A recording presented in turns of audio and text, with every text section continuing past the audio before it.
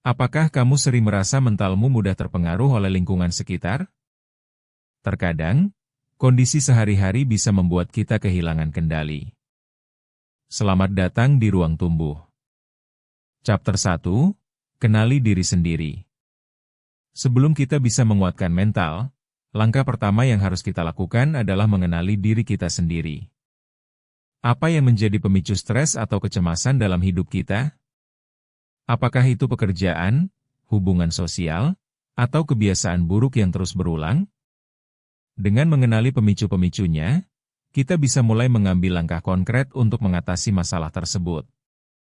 Ini bukan sekadar tentang mencatat apa yang membuat kita tidak nyaman, tetapi lebih dalam dari itu. Cobalah untuk merenung sejenak setiap harinya, apa yang membuat pikiran kita melompat ke hal-hal negatif? Ketika kita sudah memahami pola pikir ini, akan lebih mudah bagi kita untuk mencari solusi dan menemukan cara untuk menguatkan mental. Ingat, pengenalan diri adalah langkah pertama menuju perubahan yang lebih baik. Proses ini mungkin memakan waktu, tetapi ketika kita memahami diri sendiri, kita akan lebih siap menghadapi berbagai situasi. Chapter 2, Teknik Fokus yang Efektif. Begitu banyaknya distraksi di sekitar kita, mulai dari notifikasi ponsel hingga obrolan yang tidak berhenti, bisa membuat kita sulit untuk fokus. Salah satu teknik yang bisa kita coba adalah metode Pomodoro, di mana kita bekerja selama 25 menit dan kemudian beristirahat sejenak. Selama waktu kerja, fokuslah sepenuhnya pada tugas yang ada, dan saat istirahat, berikan diri kita ruang untuk bernapas dan bersantai. Dengan cara ini, kita tidak hanya menjaga konsentrasi, tetapi juga memberi kesempatan bagi otak kita untuk memproses segala informasi yang telah kita terima. Ketika kita berlatih untuk lebih fokus, mental kita juga berlatih untuk tidak mudah terpengaruh oleh hal-hal di luar kendali kita. Jadi, untuk meningkatkan keberhasilan, carilah tempat yang tenang dan minim gangguan. Pastikan semua alat yang dibutuhkan sudah disiapkan, sehingga kita bisa bekerja tanpa harus berpindah-pindah mencari barang yang diperlukan. Chapter 3, Mengapa kita perlu berhenti menunda? Menunda-nunda pekerjaan adalah kebiasaan yang cukup umum, tetapi sangat merugikan. Ketika kita menunda, kita memberi diri kita lebih banyak tekanan di masa depan. Tantangannya adalah mengubah pola pikir kita. Cobalah untuk memecah tugas besar menjadi bagian-bagian kecil dan mulai dari yang paling sederhana. Pertama, identifikasi tugas yang paling menantang. Kedua, buat rencana konkret untuk menyelesaikannya. Ketiga, ambil langkah pertama, sekecil apapun itu. Dengan cara ini, kita bisa mengurangi rasa cemas yang sering muncul saat merasa overwhelmed. Untuk meningkatkan produktivitas, tetapkan batas waktu untuk setiap bagian tugas yang telah dipecah, meskipun hanya beberapa menit.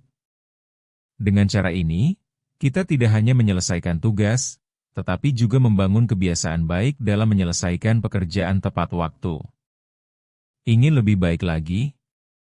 Buatlah daftar to-do, agar kita bisa melihat progres yang kita capai setiap harinya. Ini akan memberikan rasa pencapaian yang positif dan memotivasi kita untuk terus bergerak maju. Chapter 4, Menghadapi Kecanduan Digital. Di zaman sekarang, kecanduan terhadap ponsel dan media sosial sangat mudah terjadi. Kita seringkali scrolling tanpa tujuan, dan tanpa sadar menghabiskan berjam-jam di dunia maya. Ini tidak hanya mengganggu produktivitas, tetapi juga bisa mempengaruhi kesehatan mental kita. Apa yang bisa kita lakukan? Cobalah untuk menetapkan batasan waktu bagi diri sendiri. Misalnya, setiap malam, matikan ponsel 1 jam sebelum tidur. Selain itu, alokasikan waktu khusus hanya untuk berinteraksi dengan dunia nyata. Ketika kita mulai mengurangi waktu untuk hal-hal yang tidak bermanfaat, kita memberi kesempatan bagi mental kita untuk lebih kuat dan lebih fokus pada hal-hal yang lebih penting. Selain itu, nyalakan pengingat di ponsel agar kita ingat untuk berhenti menggunakan ponsel setelah waktu tertentu. Dengan membatasi penggunaan teknologi, kita bisa menjadikan waktu senggang lebih berkualitas, misalnya membaca buku atau berolahraga. Chapter 5, Hargai proses perubahan. Perubahan itu bukan hal yang instan. Kita seringkali ingin hasil yang cepat dan terlihat segera, tetapi sejatinya, proses adalah bagian yang terpenting. Apakah kita berusaha memperbaiki kebiasaan buruk atau belajar hal baru? Hargai setiap langkah yang kita ambil. Terkadang, kemajuan terlihat kecil, tapi setiap langkah tersebut adalah bagian dari perjalanan besar menuju mental yang lebih kuat. Cobalah untuk mencatat kemajuanmu, sekecil apapun itu. Dengan mencatat, kita bisa melihat betapa jauh kita telah melangkah dan memberi motivasi untuk terus maju. Ada kalanya kita merasa putus asa, tetapi ingatlah bahwa setiap usaha kecil itu berdampak. Ini bukan lomba, tapi perjalanan yang harus kita nikmati. Jangan ragu untuk merayakan setiap pencapaian, seperti menyelesaikan tugas atau mengubah kebiasaan tertentu, karena semua itu merupakan tanda bahwa kita sedang menuju ke arah yang lebih baik. Jangan lupa untuk subscribe channel Ruang Tumbuh untuk lebih banyak konten yang membantu perjalananmu. Bertumbuh itu proses, bukan lomba.